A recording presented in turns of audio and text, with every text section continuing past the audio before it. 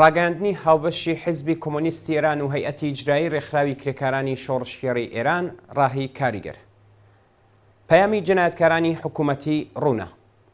کوژرانی داریوش مێهرجوویی و هاوسەرەکەی بەدەستی مرۆڤکوژانی حکوومەتی. شەوی شەممە 22 ڕەزبەری 1402 بەرابەر لەگەڵ 14 ئۆکتۆبری 2023 داریوش مێهرجوویی و وەحیدە محەممەدیفەر هاوسەرەکەی لە ڤیلاکەی خۆیان لە شاری کەرەج بە شێوەیەکی وەحشیانە کوژران. جنایەت پیشەکانی سەر بە ڕێکخراوە ئەمنیەتیەکانی ڕژیمی کۆماری ئیسلامی بۆ ماوەی یەک کاتژمێر و 40 خولەک ئەم دەرهێنەرە بەناوبانگەی شەپۆلینۆی سینەمای ئێران و هاوسەرەکەیان ئەشکەنجەدا و دەست و لاقیان شکاند و سەریان بڕین تا بە قەولی هوشەنگ گوڵشیری پەیامەکەیان بەڕوونی بگاتە هونەرمەندەکانی ترکە دەخنکێنین سەردەبڕین. کوشتنی ئەم دوو هونەرمەندە ڕێک هاوشێوەی کاتی قەتڵە زنجیرەیەکان کە داریوش فروهەر و پەروانە ئەسکەندەری چەخۆ ئاژنکران ئەنجام دراوە. ئاژانسی هەواڵی دەنگ و ڕەنگی کۆماری ئیسلامیش زۆر زوو هەواڵی سەربڕینەکەی بڵاو کردەوە بۆ ئەوەی پەیامەکە ڕوونتر بگات.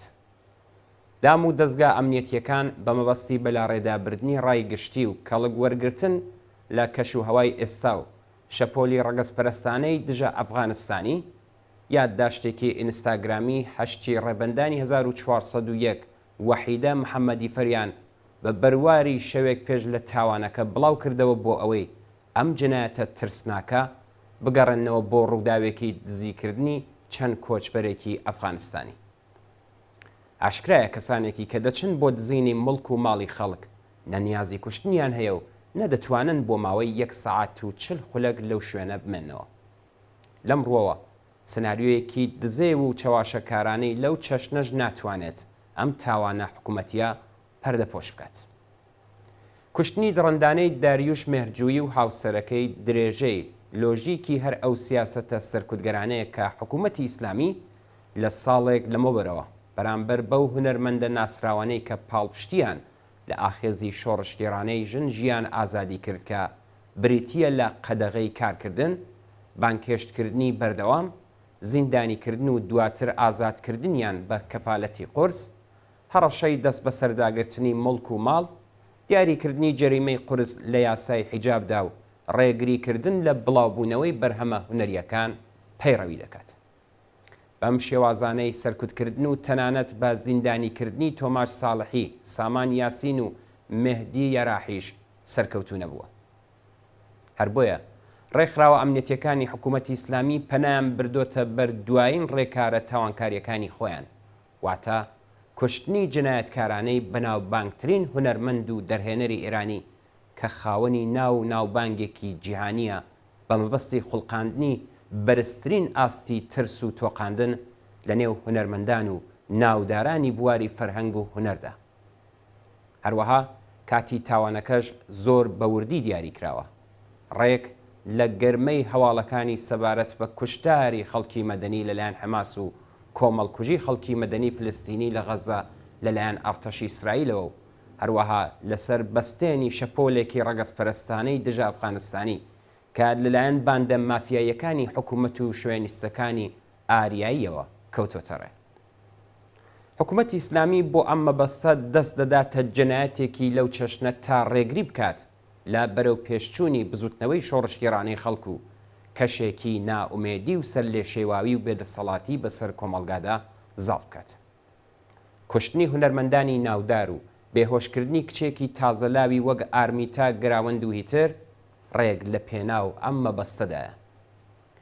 ترسی مەرگ حکوومەتی ئیسلامی تووشی داماوی و سەر لێ شێواوی کردووە. بە قەولی هانا ئارنێت، فیلسوف و مێژوونووسی ئاڵمانی ئەمریکایی، حکوومەتەکان لە دوو قۆناغدا پەنا دەبەنە بەر توندوتیژی لە ڕاددەبەدەر، جارێک لە سەرەتای بەدەسەڵات گەیشتن و جارێکیش لە سەروبەندی لە ناوچوونیاندا. لەمڕۆ پێویستە کوشتنی کارە ساتباری داریوش مێهرجوویی و هاوسەرەکەی وەک زەنگی ڕووخان و لە ناوچوونی دەسەڵاتی ئیسلامی هەژمار بکرێت. ئێمە بە توندی ئەم تاوانە ترسناک و کوشتنە بە ئەنقەست و ئاشکرایی حکوومەت محکوم دەکەین و خۆمان بە هاوبەشی خەم و پەژارەی بنەماڵەی بەڕێز و سەربەرزی هونەر و سینەمای ئێران دەزانین.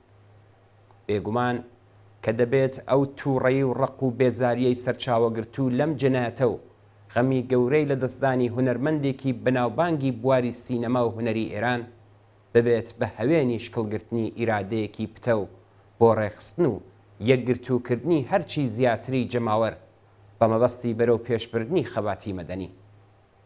خەباتێکی کاریگەر لە دژی سەرەڕۆیی بێبەزەیانەی ئاینی کە تەنیا بە زمانی توندوتیژی و سەرکوتی ڕەها دەدوێت ممکن نابێت مەگەر بە یەکگرتووکردنی هەرچی زیاتری کۆمەڵانی خەڵکو و پێکهێنانی هاوپشتیەکی جەماوەری بەرین لە مەیدانی خەباتدا.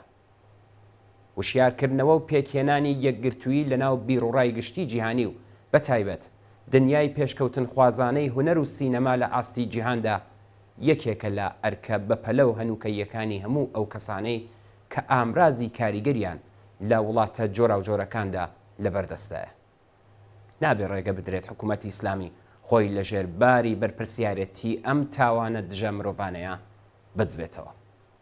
هەیەتی ئیجرایی ڕێکخراوی کرێکارانی شۆڕشکێڕی ئێران ڕاهی کاریگەر حیزبی کۆمۆنیستی ئێران بڕوخێت ڕژیمی کۆماری ئیسلامی سەرکەوتوو بێت شۆڕشی کۆمەڵانی خەڵکی ئێران بژی ئازادی و دموکراسی بژی سۆسیالیسم.